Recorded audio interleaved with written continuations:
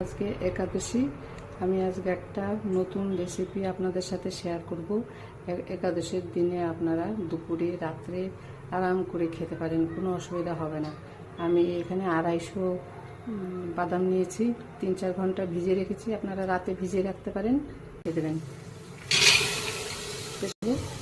মানে কোনো রকম এখানে পরিমাণ মতো লবণ দিয়ে দেবো, আপনারা পছন্দ মতো লবণ আছে সিদ্ধ।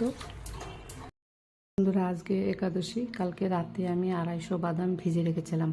আজকে সেটাকে জল ছাড়িয়ে অল্প জল দিয়ে আর সিন্দুক লবণ দিয়ে প্রেসারে 3-4টে সিটি মেরেছি। দেখুন কত সুন্দর আলুর মতো নরম হয়ে গেছে। এই যে এগুলো আপনারা এমনি শুধু বাদাম, কাঁচা লঙ্কা কুচি আর সিন্দুক লবণ দিয়েও খেতে পারেন। দেখুন একটা সবজি হয়েছে, আলু, পেঁপে, বাদাম, মিষ্টি আলু, সাদা বাদাম তেল দিয়ে একটা লঙ্কা